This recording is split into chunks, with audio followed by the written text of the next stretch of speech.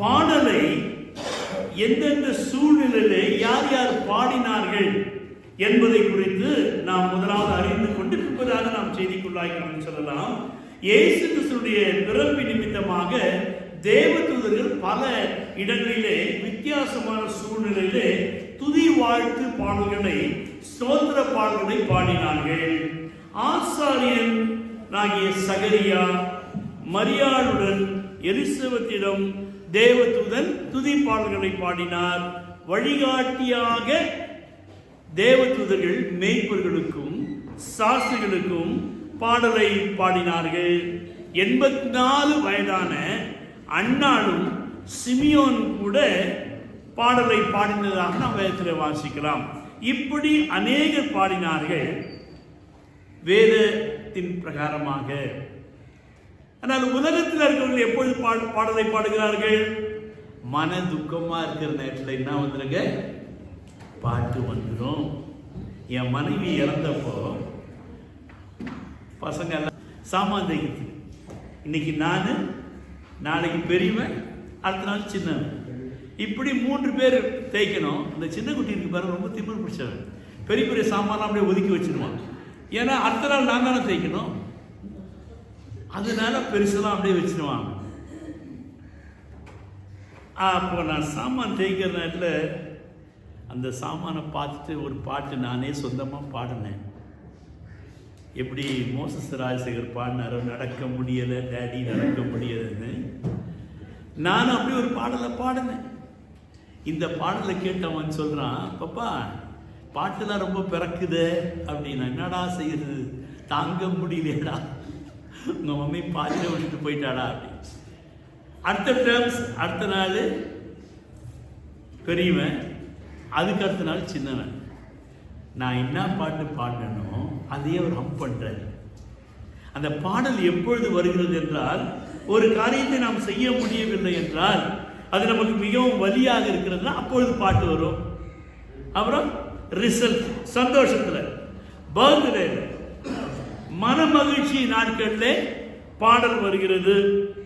கவலையில், கண்ணீரில், இவ்வாறு பல சூழ்நிலை பாடலானது வருகின்றது. தேவன் தம்முடைய தூதர்களுக்கு இங்கு வழிகாட்டிய ஒரு நட்சத்திரம் அங்கு 2 பேருக்கு வித்தியாசமான சூழ்நிலை அவருக்கு பாடலை உருவாக்கி கொடுத்தது. எனவே அந்த சாஸ்திரிகளுக்கு, அந்த மேய்ப்பர்களுக்கு இந்த நட்சத்திரம் எப்படி வழிகாட்டுகிறது என்பதை குறித்து இன்றைக்கு நாம் பாடலாக, செய்தியாக நாம் சிந்திக்க போகிறோம்.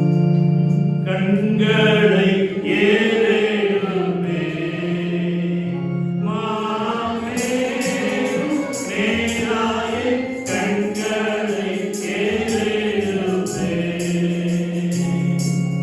வெண்மண் தாங்கிய வித்தகனிடமிருந்து, வெண்மண் தாங்கிய வித்தகனிடமிருந்து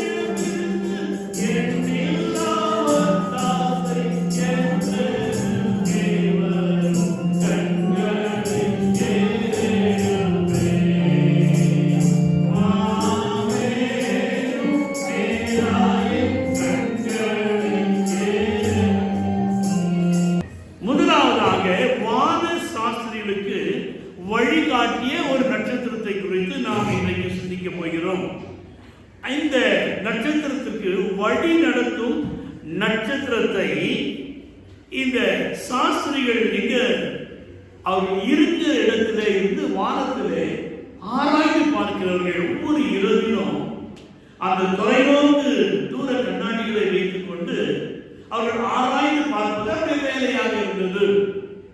அப்படி பார்க்கின்ற வகையில 4 திசையில இருக்கின்ற 4 வான சாஸ்திரிகள் என்ன செய்தார்கள்னா, அந்த தொலைநோக்கிலே பார்த்து கொண்டிருக்கிற வகையில அங்கு ஒரு நட்சத்திரமானது கடந்து செல்கிறதை பார்த்தார்கள். அவ்வாறு பார்க்கின்ற வகையில இந்த நட்சத்திரத்தை பின்பற்றி வர வேண்டும் என்று சொல்லி அது எங்கே போகிறது என்று அதை குறித்து ஆராய ஆரம்பித்தார்கள். அந்த நட்சத்திரமானது ஒரு மேசியா, ஒரு ரட்சகர், ஒரு ராஜா பிறப்பார் என்பதை அந்த நட்சத்திரத்தை குறித்து அவர்கள் அறிந்து கொண்டபடியினாலே அவர்கள் இருக்கிற 4 திசை திசையிலிருந்து அவர்கள் கிளம்பி வருகிறார்கள்.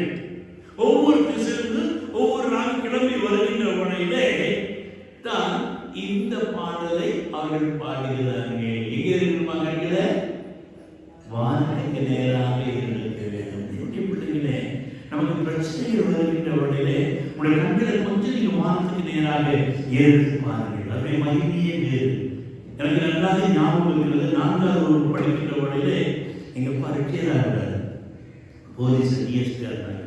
அப்ப எங்க அம்மா என்ன செஞ்சாங்க, நாங்கள் 6 பேர் அந்த கடைக்குட்டி எல்லாரும் போலீஸ் கிரவுண்டை நிற்க வச்சுட்டு நம்ம ஜெபம் பண்ணுவோம், ஆண்டவர் தான் நமக்கு உதவி செய்யணும் என்று சொல்லி அங்க வானத்துக்கு நேரம் கரங்களை ஒட்டி ஜெபிக்க எங்களுக்கு கற்றுக் கொடுத்தார்கள். அப்போது 50 வயது ரிட்டையர்மெண்ட் கவர்மெண்ட் அப்பொழுது அந்த ஆர்டர் வந்தது. நாங்கள் தினமும் ஜெபித்தோம். திடீர்னு வெளியிலிருந்து ஒரு ஆர்டர் வந்துருச்சு, 50 வயசு 55 என்று மாற்றினார்கள். அல்லேலூயா. 5 வருஷம் ஓடிடுச்சு. மறுபடியுமாக இதே பிரச்சனை வந்தது. மறுபடியும் எங்க அம்மா என்ன செஞ்சாங்க, எங்களை அந்த கிரவுண்டில் விட்டு போயிட்டு நம்ம 5 வருஷம் நான் ஜெபம் பண்ண இல்லையா, நம்ம தொடர்ந்து ஜெபம் பண்ணுவோம் வாருங்கன்னு சொல்லி வானத்தை பார்த்து இப்படிப்பட்ட பாடல்களை பாடி எங்களுக்கு ஜெபிக்க கற்றுக் கொடுத்தார்கள். நாங்கள் அவ்வாறு ஜெபித்தோம். மறுபடியும் டெல்லியிலிருந்து ஒரு ஆள் வந்துருச்சு, 55 இருந்துச்சு 60 இருந்துச்சு. தேவனுடைய பிள்ளைகளே, உங்களுடைய குடும்பத்தில் பிரச்சனைகள் வருகின்ற வகையிலே நாமும் கூட நம்முடைய கண்களை வானத்துக்கு நேராக ஏறெடுத்து நீங்கள் கர்த்தரை நோக்கி பாருங்க. உங்களுடைய பிள்ளைகள் ரட்சிக்கப்படாத பிள்ளைகள், உங்களுடைய பிள்ளைகள் வாழ்க்கை கீழ்ப்படியவில்லையா, 2 காரியங்களை செய்வீங்க. நீங்க இரவிலே வானத்திலே இருக்கிற நட்சத்திரங்களை பார்த்து என் மகனை ஒரு நட்சத்திரமா கொடுத்திருக்கிறீர்கள், என் மகனை ஒரு நட்சத்திரமா கொடுத்திருக்கிறார்களே, அவர்கள் உண்மை அறிந்து கொண்ட மற்றும் வழிகாட்டுகிற நட்சத்திரமாக என் பிள்ளைகளை மாற்றும் ஆண்டவரே என்று சொல்லி நீங்கள் ஜெபித்து பாருங்கள். 2வதாக நீங்கள் வீட்டிலே இரவிலே முழங்கால் படிட்டு அழுது ஜெபிங்க. எங்க அம்மாவுடைய அழுகையின் ஜெபம் தான் என்னுடைய வாழ்க்கையை முழுதுமாக புரட்டி போட்டது. இரவிலே 11 மணிக்கு வீட்டுக்கு வருவேன், ஒரு வித்தியாசமான சூழ்நிலை வருவேன். ஆனால் அந்த இடத்திலே என் தாயுடைய முழங்காலின் அழுகையின் அந்த ஏக்கத்தின் சத்தமானது என்னுடைய இருதயத்திலே அது இன்னொரு ஓரத்திலே அது சேவிங்ஸ் அக்கௌண்ட் மாதிரி ஏறிட்டே இருக்குது. ஒரு நாளிலே அது ரட்சிப்பாக முடிந்தது. பிள்ளைகளே, எனவே நம்முடைய வாழ்க்கையில கூட மத்தேயு சுவிசேஷம் 2வது அதிகாரம் 1, 2, 3 வசனங்களை வாசிப்போமா? Matthew chapter 2 verse number 1 to 3. சீக்கிரம் வாசி. ஏரோது ராஜாவின் நாட்களில் யூதேயாவில் உள்ள பெத்லகேமிலே இயேசு பிறந்த பொழுது கிழக்கிலிருந்து சாஸ்திரிகள் எருசலேமுக்கு வந்து யூதருக்கு ராஜாவாக பிறந்திருக்கிறவர் எங்கே? கிழக்கிலே அவருடைய நட்சத்திரத்தை கண்டோம். அப்போ 3 திசையிலே வந்தவர்கள் இந்த கிழக்கு திசையை நோக்கி வருகிறார்கள். வந்தவர்கள் ராஜ அரண்மனையை பார்த்து கேட்கிறார்கள், யூதருக்கு ராஜாவாக பிறந்திருக்கிறவர் எங்கே என்று கேட்டார்கள். கிழக்கிலே அவருடைய நட்சத்திரத்தை கண்டு அவரை பணிந்து கொள்ள வந்தோம் என்றார்கள். பாருங்க, அவர்கள் ஆராய்ந்தார்கள், வசனங்களை தீர்க்கதரிசனங்களை ஆராய்ந்தார்கள். யூதருக்கு ஒரு ராஜா பிறக்க போகிறார், எனவே இந்த நட்சத்திரமானது எருசலேம் வரைக்கும் வந்துவிட்டது, அப்பொழுது அவர் அரண்மனையில் தான் பிறப்பார் என்கிற ஒரு நிச்சயத்தோடு மாத்திர ஒரு தீர்மானத்தோடு அவர்கள் அரண்மனையை தேடி வந்தார்கள். ஆனால் அங்கு என்ன ஏற்பட்டது? அடுத்த வருஷம் வாசிக்கின்ற வழியிலே ஏரோது ராஜா கேட்ட பொழுது அவரும் அவரோடு கூட எருசலேம் நகரத்தார் அனைவரும் கலங்கினார்கள். அதான் முக்கியமான ஒரு காரியம். நான் ஒரு ராஜாவாக இருக்கிறேன், இன்னொரு ராஜாவா என்று சொல்லி அந்த அவனோடு இருந்த அந்த 7 ஜனங்கள் கலங்குகிறார்கள். இவனும் கலங்குகிறான்.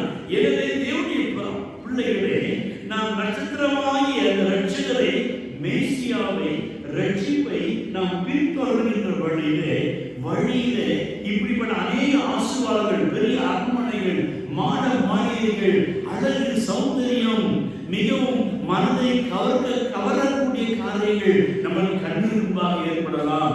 இங்கதான் ஒருவேளை இன்னைக்கு அந்த ரட்சகனை குறித்து அறிந்து கொள்ளலாம் என்று சொல்லி நாம் கடந்து செல்வோம் என்றால் அது நமக்கு ஆசீர்வாதத்தை தராது. இன்றைக்கு தேவனுடைய பிள்ளைகளை பாருங்க, இன்றைக்கு அநேக இடங்களிலே அந்த கிறிஸ்துடைய பிறப்பை ஒரு மாடர்ன் டான்ஸாக கொண்டு வந்து விடுகிறார்கள். அதை பார்க்கும்படியாக அநேகர் செல்கிறார்கள். ஆனால் அவருடைய முடிவு என்ன? அது கலக்கத்தை தருகிறது. ஆனால் ராஜா என்ன செய்கிறார் பாருங்கள், தொடர்ந்து நீங்கள் வாசிக்கின்ற வகையில அவன் மத குருமார்களையும் சாஸ்திரிகளையும் தீர்க்க தரிசனத்தை ஆராய்கிறவர்களையும் வேத பாடங்களை அழைத்து வந்து அந்த ராஜா எங்கே பிறப்பார்களை குறித்து ஆராய்கின்றான். நம்முடைய வாழ்க்கையில கலக்கங்கள் பிரச்சனைகள் வருகின்ற வகையிலே இந்த ஏரோடு நாம் கற்றுக்கொள்ள வேண்டிய ஒரு விசேஷித்த காரியம் என்னவென்றால் வேதத்தை ஆராய வேண்டும். என்னுடைய வாழ்க்கையிலே பிரச்சனைக்கு காரணம் என்ன என்பதை குறித்து நான் தெரிந்து கொள்ள வேண்டும் என்றால் நான் என்ன செய்யணும்? வேதத்தை ஆராய்ந்து பார்க்க வேண்டும். இவன் அதைத்தான் செய்தான். தேவனுடைய பிள்ளைகளே, ஏசாயா தீர்க்கதரிசனம் 34ஆம் அதிகாரம் 6ஆவது வசனம் வாசிப்போம். 34:16 16ஆவது வசனத்தை வாசிப்போம். 34:16 கர்த்தருடைய புத்தகத்திலே தேடி வாசியுங்கள். இவைகளில் ஒன்றும் குறையாது, ஜோடி இல்லாதிராது. அவருடைய வாய் இதை சொல்லிட்டு சேர்க்கும். பாருங்க, இன்னைக்கு ஜோடியை தேடி ஓடுறாங்க பாதிமான பசங்க. இங்க போன ஜோடி, ஸ்கூல்ல போன ஜோடி, பஸ் ஸ்டாண்ட்ல போன ஜோடி, சர்ச்சிலே ஜோடி. இன்னைக்கு அநேக காம்ப்ரமைஸ் வித் தி காங்கிரிகேஷன். தேவனுடைய பிள்ளைகளே, இப்படித்தான் நாம் கர்த்தருடைய வசனம் தேடி வாசித்தா போதும், ஒன்றும் குறையாது. சொல்லு, ஒன்றும் யாரு? நம்ம வீட்டுல அரிசி, பருப்பு, மாவு, எண்ணெய், சக்கரை, துணி, மணி எதுவுமே குறையாம இருக்குன்னா சரிங்களா? தேடி வாசிக்கணும். இந்த வசனம் சொல்லு, இதே மாதிரி வசனம் எங்கேயோ நான் பார்க்காம இருக்குன்னு சொல்லிட்டு தேடி வாசிக்கணும். நீங்க தேட தேட தேட உங்களுடைய வீடு என்ன செய்யுமா? நிரம்ப ஆரம்பிக்குமா? ஆமென். எனவே தேடி வாசியுங்கள். அவையில் ஒன்றும் ஜோடி இல்லாதிராது. அது ஜோடியா இருக்கணும்னா, இவனுக்கு ஜோடி சரியா அமையணும்னா, ஜாடி கேட்ட மூடி கிடைக்கணும்னா என்னத்தை வாசிக்கணும்? எங்களுக்கு தான் கதை முடிச்சு போச்சு பாஸ்டர், எங்களுக்கு ஜாடிக்கு மூடியும் சரியில்லை, மூடிக்கு ஜாடியும் சரி. No problem. இப்போ பயன்படுத்தி வாசிக்க ஆட்டோமேட்டிக் ஆர்டர் சரிப்படுத்துவார். ஆமென். ஏன் ஜாடிக்கு ஏன் மூடி சரியில்லைன்னா மூடியை மாற்ற முடியுமா? ஜாடியை மாற்ற முடியுமா? மனைவி மாற்ற முடியுமா? புருஷனை மாற்ற முடியுமா? முடியாது. ஆனால் உடைய ஜெப வாழ்க்கை, உடைய வேத வாசிப்பு, நீ ஆண்டவரை தேடுகின்ற வழியிலே கர்த்தர் அதை மாற்றி தருகின்றவராக இருக்கின்றார். அல்லேலூயா. எனவே தயவு செய்து தேவனுடைய பிள்ளைகளே, உடைய கரத்திலே இருக்கின்ற பொக்கிஷத்தை தேடி வாசியுங்கள். உடைய வாழ்க்கை குறைவு வராது. அதுல எந்தெந்த ஜோடி பிரிஞ்சு இருக்கிறதோ அதுதான். ஆமென். தேவனாலே கூடாத சொல்றாங்க, அவருடைய வாய் இதை சொல்லிட்டு அவருடைய ஆவி அவைகளை யார் சேர்ப்பாரா? ஆமா, ஆவி. அந்த ஆவி என்ன செய்யுதுன்னா, அதான் தமிழ்ல ஒரு பாட்டு பாடுற, உன்னை தொட்ட காற்று வந்து என்னை தொட்டது. என்ன செய்யுது? இங்க இருந்து பொண்டாட்டி ஓடிட்டான், புடிச்சு ஓடிட்டு எங்க போயிட்டா? கேரளா போயிட்டான். வச்சுப்போ ஒரு கதை சொல்றேன். அப்போ இங்கிருந்து நான் செய்ய ஆவியை ஜெபம் பண்ற அபிஷேகம். அந்த மனுஷன் சொல்ற, பாவம் பொண்டாட்டி ஓடிட்டு எல்லாம் கவலைப்படாதீங்க, அபிஷேகம் நிறைய ஜெபம். ஹalleluya, ஸ்தோத்திரம் ஆண்டவரே, என் ஆவியானவரே, அப்பா நீர் கொடுத்து நீர் இணைத்து மனுஷன் பிரிக்காத இருக்கிறார். ஏன் தப்புனா அவர் தப்புனால பிரிஞ்சிட்டோம். ஆண்டவரே கொண்டு வாரும் என்று சொல்லி ஜெபிக்க என்ன போகுது வாயிலிருந்து சொல்லுங்க. ஆவி போகுது. என்ன போகுது? ஆமா, இந்த ஆவிகள் செய்யும். ஃப்ளைட் மாதிரி போகும். நேரா கேரளா போகும், பிரிச்சர் போகும். எங்க அவருக்காக அவளை நிம்மதியா இருக்கவே விடாது. வீட்டெல்லாம் ஒரே சண்டை, இதுல சண்டை, பக்கத்துல சண்டை, சமாதானம் இல்லை.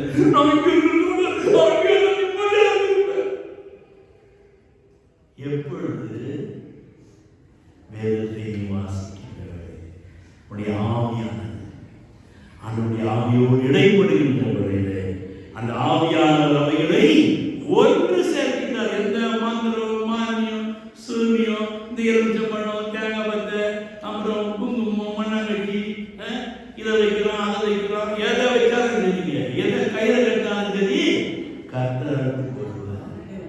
அது உங்க தேடி வாசிங்க. உங்களுடைய ஆவியானது வாக்கினாலே நிரம்புகின்ற முறையிலே கர்த்தர் செய்வது அவைகளை கொண்டு வந்து சேர்க்கிறார். சேர்த்த உடனே நமக்கு என்ன வரும்? அப்புறம் பாட்டு வரும். என்ன வரும்? தோத்திரம் செய்வேனே ரட்சகனை, தோத்திரம் செய்வேனே ரட்சகனை, தோத்திரம் செய்வேனே ரட்சகனை, தோத்திரம் செய்வேனே. செம்மனுருவானை தேசியங்கள் தேடும் குருவானை, தேசியங்கள் தேடும் குருவானை, தேசியங்கள் தேடும் குருவானை. அம்பரமே பிரிய உம்மகனோடு, அம்பரமே பிரிய உம்மகனோடு, அன்பு பெற நின்று வைக்கும் மகத்துவி தோத்திரம் செய்வேனே ரட்சகனை, தோத்திரம் செய்வேனே ரட்சகனை, தோத்திரம் செய்வேனே ரட்சகனை, தோத்திரம் செய்வேனே. இப்படியாக அந்த பிரிந்த குடும்பம் பாடுகிறது. இந்த சாஸ்திரிகளும் பாடிக்கொண்டே வருகிறார்கள். அல்லேலூயா. இந்த நட்சத்திரத்தை பார்த்து சோத்திரம் சோத்திரம் சோத்திரம் சோத்திரம் இங்க வந்து ராஜாவின் வந்துச்சோம். ஆனா ராஜாவின் கலங்குகிறது. ஆனால் ராஜா தீர்க்கதரிசன வசனத்தை தேடுகின்றான். பிரச்சனையின் மத்தியில வசனத்தை தேடுகிறான். தீர்க்கதரிசன வார்த்தைகளை தேடுகிறான். அப்பொழுது அவர் கண்டு கொண்டான். எங்கே பிறப்பாராம்? ஆயிரங்களுக்குள்ளே சிறந்தது சிறியது. நீங்க வாசிக்கிறோம். ஆயிரங்களுக்குள்ளே சிறிய இடத்திலே இந்த மேசியா பிறப்பார் என்று சொல்லி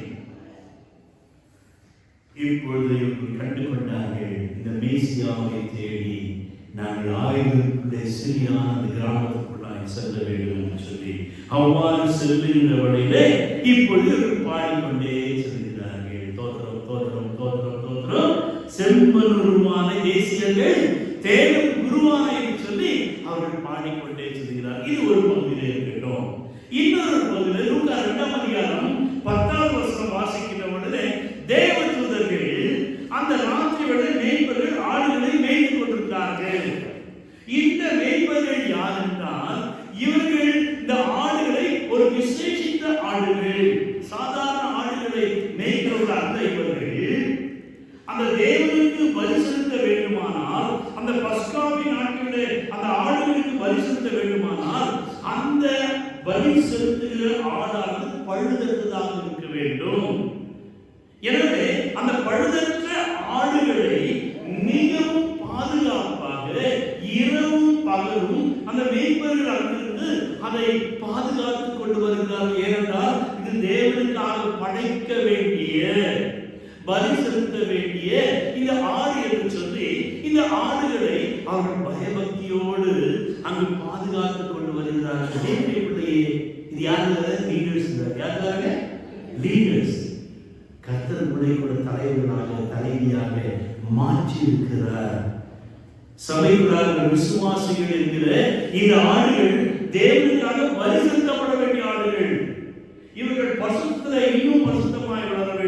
வசனத்தில் இன்னும் ஆழமாக வளர வேண்டும், நல்ல போஷாக்கை கொடுக்க வேண்டும் என்று எப்படி மேய்ப்பர்கள் இந்த ஆடுகளை பாதுகாத்துக் கொண்டார்களோ அதே போல கர்த்தருடைய தலைவனாக தலைவியாக சபைக்குள்ளாக உருவாக்குகின்ற உடனே நீங்களும் ஒரு தேவனுடைய ஒரு பொறுப்பை கர்த்தருடைய கரத்திலே கொடுத்திருக்கிறார், ஒரு கிருபையை கொடுத்திருக்கிறார், ஒரு தலைமைத்துவத்தை தந்திருக்கிறார் என்று சொல்லி எப்படி இந்த மேய்ப்பர்கள் அந்த ஆடுகளை ஆயத்தம் பண்ணினார்களோ பலி செலுத்தும்படியாக பஸ்காவுக்காக, அதே போல நாமும் நம்முடைய கரத்திலே கர்த்தர் கொடுத்திருக்கிறதை நாம் என்ன செய்யணும்? ஆயத்தப்பட்டவர்கள் எதற்காக?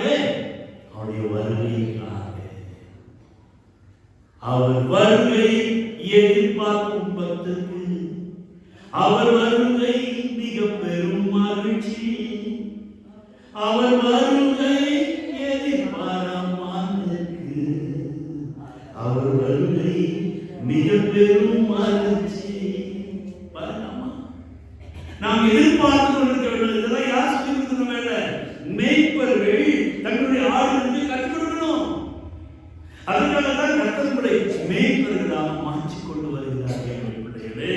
எனவே இந்த தேவ தூதர்கள் அப்படிப்பட்ட மேய்ப்பர்களை தேடி செல்கின்றார். எல்லா மேய்ப்பர்களுடைய கசாப்பு கடைக்கு ஆயத்தப்படுத்துகிற ஆட்டு மேய்ப்பர்களை தேடி தேவ தூதர்கள் நாட்டில் வரவில்லை. அந்த சபைக்காக, பஸ்காவுக்காக, தேவனுக்காக, தேவனுக்கு ஜீவ பலியாய் அர்ப்பணிக்க வேண்டும் என்று சொல்லி தங்களை பரிசுத்தப்படுத்திக் கொண்டு நம்முடைய குடும்பத்தை விட்டு, நம்முடைய வேலைகளை விட்டு இந்த ஆடுகளை பாதுகாக்க வேண்டும் என்கிற ஒரு தரிசனத்தோடு அவர் வருகிறார்கள். எனவே அந்த மேய்ப்பர்களை தேடி தேவ தூதர்கள் வந்தார்கள். அல்லேலூயா. ரொம்ப பெருமை. நாம ஏன் எப்படி தேடி தேவ தூதர்கள் வர போகிறார்கள்? ஆமென். ஆனா கண்டிஷன் பேருதான். என்ன கண்டிஷன் பேரு? உங்களுக்கு கொடுத்திருக்கிற அந்த ஆடுகளை நீங்க லிஸ்ட் அவுட் பண்ணி அதை பேர் எழுதி மொபைல் நம்பர் எழுதி அவங்களோட கம்யூனிகேஷன் பண்ணி டிஃப்ரெண்ட் சத்தத்தை கொடுத்து அப்புறம் அதுக்கு பேர் வைக்கிறாங்க. என்ன பேர் வைக்கிறாங்க? என்ன பேர்? அவங்க ஜோஷுவா. இந்த ஜோஷுவா அடிக்கடி பேக்கெல்லாம் போட்டு போயிடும். இது அடிக்கவும் முடியாது. ஏன்னா அவன் வெயிட்டா இருக்கிறான், நான் லைட்டா இருக்கிறேன். நம்ம திருப்பி கட்டிட்டானா அதனால தான் செய்யணும், தட்டி கொடுத்து கொடுக்கணும். தேவனுடைய ஆண்டவர் அப்படித்தான் நம்மை மேய்க்க விரும்புகிறார். அப்படிப்பட்ட மேய்ப்பர்களை தேடி 2:10 வாசிப்போம். லூக்கா 2:10. தேவதூதன் அவரை நோக்கி, பயப்படாதிருங்கள், இதோ எல்லா ஜனத்துக்கும் மிகுந்த சந்தோஷத்தை உண்டாக்கும் நற்செய்தியை உங்களுக்கு அறிவிக்கிறேன். அவர்கள் வந்து பாடலை பாடுகிறார்கள். இதோ எல்லா ஜனத்துக்கும் மிகுந்த சந்தோஷத்தை உண்டாக்கும் நற்செய்தியை உங்களுக்கு அறிவிக்கிறேன். எப்படி பாடுறாங்க? சீரேசு நாதனுக்கு ஜெயமங்கலம், அதிஸ்திரியேக நாதனுக்கு சுபமங்கலம். சீரேசு நாதனுக்கு ஜெயமங்கலம், அதிஸ்திரியேக நாதனுக்கு சுபமங்கலம். பாரே தீரனுக்கு பரம பொற்பாதனுக்கு, பாரே தீரனுக்கு பரம பொற்பாதனுக்கு, தேரே போதனுக்கு நித்திய சக்திதனுக்கு, தேரே போதனுக்கு நித்திய சக்திதனுக்கு, தீரே தீரே தீரே நாதனுக்கு ஜெயமங்கலம், அதிஸ்திரியேக நாதனுக்கு சுபமங்கலம், சுபமங்கலம், சுபமங்கலம். பாட்டை பாடின உடனே பாட்டுக்காரி வெளியில உள்ள வந்துட்டேன், வெளியில நிற்க முடியும். அல்லேலூயா. இப்படி நான் வெளியில நிற்கிறவங்க கர்த்தரோடு கொண்டு வருவேன். ஆமென். தேவனாலே கூடாத காரியங்கள் ஒன்று. தொடர்ந்து லூக்கா 2:14 15-16 வாசிக்கலாம். தேவதூதர்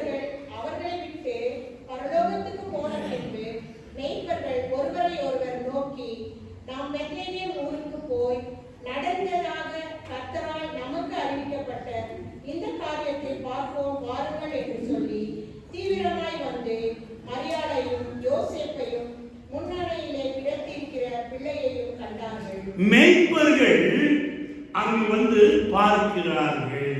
அல்லேலூயா. தேவதூதர்கள் சொல்லிட்டு போயிட்டாங்க. இப்ப அடுத்தது மேய்ப்பர்களுடைய வேலை. அவங்க என்ன செய்யறாங்கன்னா, தங்களுக்கு கொடுக்கப்பட்ட பொறுப்பு ஆடுகளை மேய்த்து கொண்டிருக்க வேண்டும். ஆனால் அந்த ஆடு யாருக்காக பலி செலுத்தப்பட வேண்டி இருக்கிறதோ, ஆனால் இனி அந்த ஆடுகள் பலி செலுத்தப்பட வேண்டிய அவசியம் இல்லை.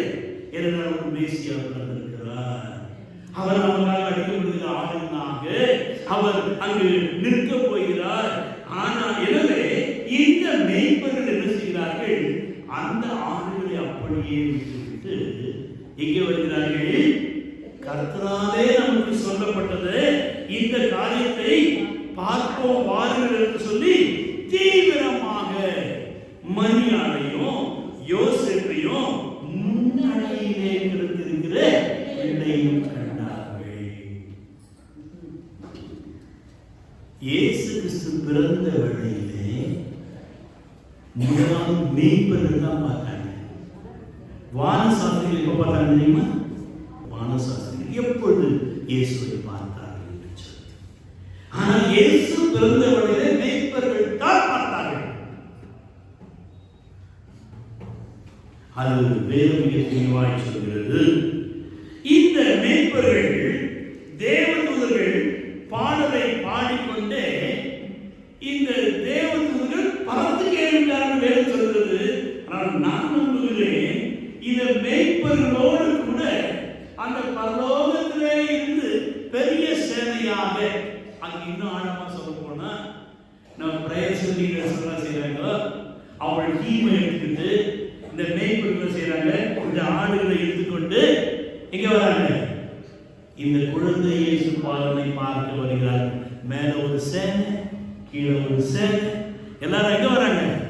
இந்த குழந்தை இயேசு பாலனை பார்க்கும்படியாக வருகிறார்கள். அவர் எப்படி இருக்கிறாரா? கந்தை பொதிந்தவனை வானோர்களும் வந்தடி பணிபவனை, வானோர்களும் வந்தடி பணிபவனை, வானோர்களும் வந்தடி பணிபவனை,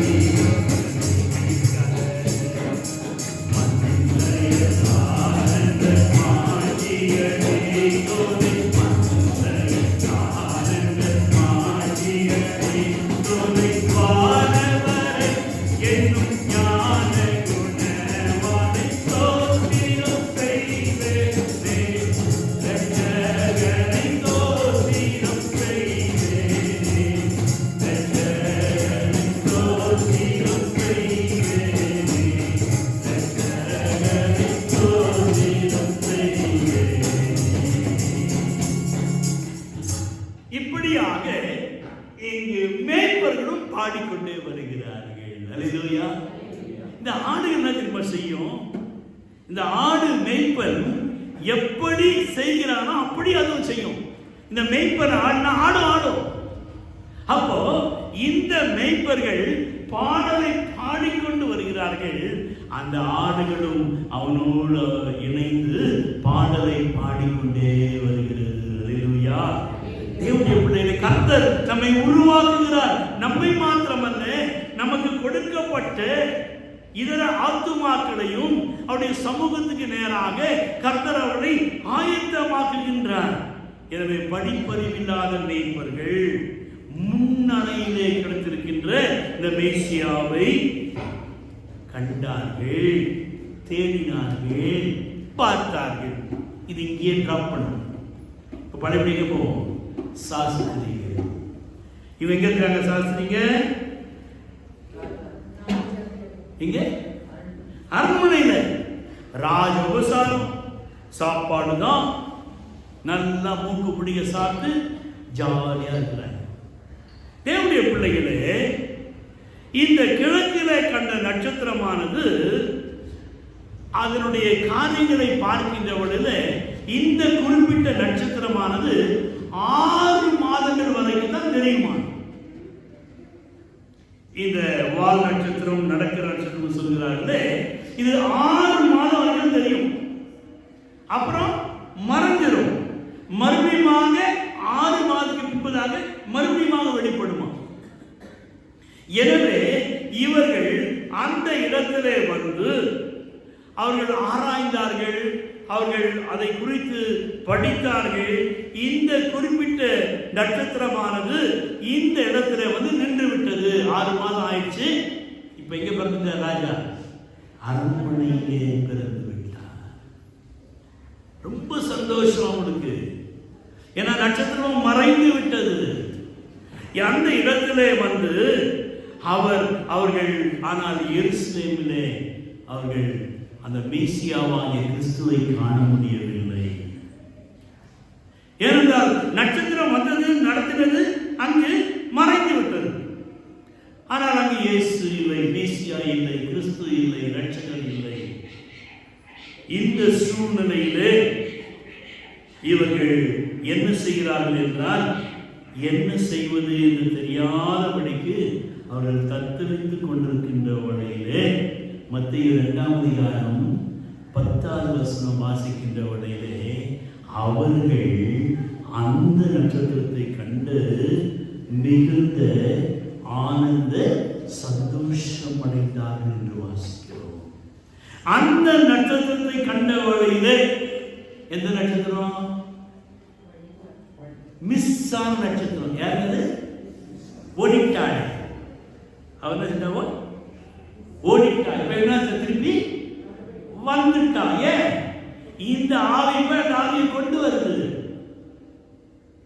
இப்ப அதை போலவே இந்த இடத்திலே இவர்கள் என்ன செய்கிறார்கள் என்றால், வானத்தை பார்க்கிறார்கள், நட்சத்திரம் இல்லை. கிட்டத்தட்ட 6 மாதங்கள் அவர்கள் ராஜ அரண்மனையிலே இருந்தார்கள். வேதத்தை ஆராய்ந்தார்கள், தீர்க்கதரிசிகளை ஆராய்ந்தார்கள். அங்கு வேத பாடகரோடு அவர்கள் இணைந்து வேதத்தை ஆராய்கிறார்கள். தேவனுடைய பிள்ளைகளே, நாம் கூட ஆராயணும் வேதத்தை. நீங்க வேதத்தை ஆராய்ந்து வாசித்து பாருங்கள். அதுல உங்களுக்கு வேண்டிய சகல ஆசீர்வாதமும் தேவன் அதிலே வைத்திருக்கிறார். இந்த இடத்திலே அவர்கள் அதை ஆராய்ந்து ஆயிரங்களுக்குள்ளே சிறிதான அந்த பெத்லகேமிலே பிறப்பார் என்பதை அறிந்து இவர்கள் வெளியே வந்து மறுபடியும் வானத்தை பார்க்கின்ற வழியிலே அந்த நட்சத்திரத்தை கண்டார்கள். அல்லேலூயா. உங்களுக்கு ஒரு சிறப்பு செய்தி என்னன்னா, நாம் கூட புதிய ஆண்டிலே நாம் இழந்து போன, தொலைந்து போன, நம்மை விட்டு பிரிந்து போன, இல்லையென்றால் கீழ்ப்படியாமல் ஆடிக்கொண்டிருக்கிற, சுற்றி கொண்டிருக்கிற அநேக நட்சத்திரங்கள் உண்டு. லேக்கமாய்ஸ், அவுட்ஸ்டாண்டிங் பீப்புள். இவனா யாருங்க? நட்சத்திரம். வர வருஷத்துல அவங்க என்ன செய்ய போறாங்க?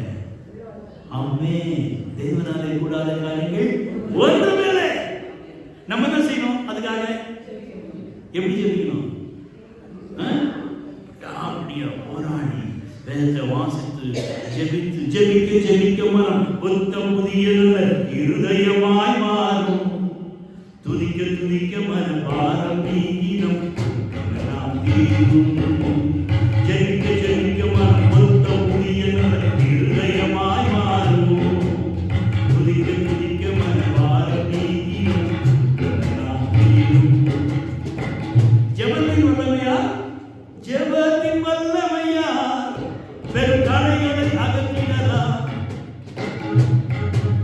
நாம் கருத்துடன் ஜெபிப்பதினால் நம் கண்ணீரை துடைத்திடலாம். ஊக்கமான ஜெபம் ஏக்கங்கள் நீக்கும், வெற்றியை தந்திடும். புது மனிதனாக நம் மகிமையில் சேர்க்க மகிமையை தந்திடும்.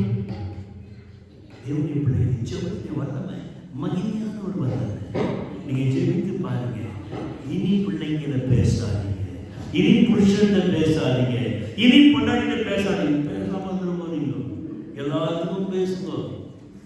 சர்ச்சுக்கு வா, பைபிளை வாசி சொல்லாதீங்க. நீங்க ஒரு தீர்மானம், நீங்க வாசிங்க, நீங்க ஜெபம் பண்ணுங்க, நீங்க அழுங்க. அதுதான் நான் இருக்கிறேன். ஏமா லேட்டு? அம்மா அப்படிதான் கேட்குறேன். ஏன் லேட்டு? ஸ்கூலுக்கு மாத்திரம் ஆட்சி போறீங்க, 1க்கு 3 4 மேக்கப் போட்டுக்கின்னு கேட்குறது யாருங்க? இங்கே ஒரு மனுஷன் இருக்கான். ஆமாம், நீங்கள் கேட்காதீங்க, நீங்கள் நல்லவங்களா இருக்கும். சிலுவையிலேயே சுமக்காம நான் இருக்கிறேன். இந்த அலுவலக வேலையே இது எப்படினாலே இருப்பார். அப்பதான் நீ உள்ள வர முடியும் தேவனுடைய பிள்ளையில. எனவே அந்த நட்சத்திரத்தை கண்ட வேளையிலே அவருக்கு என்ன வந்துருச்சு? பெரிய சந்தோஷம். முன் சென்றாரே அவர் நல்லவர், அவர் கிருபை என்றும் உள்ளதே. முன் சென்றாரே அவர் நல்லவர், அவர் கிருபை என்றும் உள்ளதே. தேவன் கிருபை என்றும் உள்ளதே, அவர் கிருபை என்றும் உள்ளதே. அவரை போற்றி துதித்து பாடி அல்லேலூயா என்றார் பரிபூர்ணம். அவரை போற்றி துதித்து பாடி அல்லேலூயா என்றார் பரிபூர்ணம். தேவனுடைய தவறவிட்ட நட்சத்திரத்தை நாம் வருகிற நாட்களிலே மறுபடியும் பார்க்க போகின்றோம். அல்லேலூயா. எனவே அவர்கள் அந்த நட்சத்திரத்தை கண்ட வேளையிலே மிகுந்த ஆனந்த சந்தோஷம் அடைந்த வண்ணமாக நாமும் கூட இந்த வழி நடத்தும் நட்சத்திரத்தை தேட வேண்டும். வேத வசனமாகிய நட்சத்திரத்தை தேட வேண்டும். வழி விலகும் அரண்மனை கூட்டங்களை நாம் தேடாதபடி, கர்த்தருடைய வார்த்தை விட்டு விலகி செல்வதை நாம் தேடாதபடிக்கு ஏரோது ராஜா வேத சாஸ்திரங்களையும் தீர்க்கதரிசனங்களையும் தேடினார். அதை போல நாமும் கூட முதலாவது தேவனுடைய ராஜ்யத்தையும் அவருடைய நீதியும் நாம் தேடுகின்ற வழியிலே கர்த்தர் நமக்கு அப்படிப்பட்ட கிருபையை தர அவர் ஆயத்தம் உள்ளவராயிருக்கிறார்.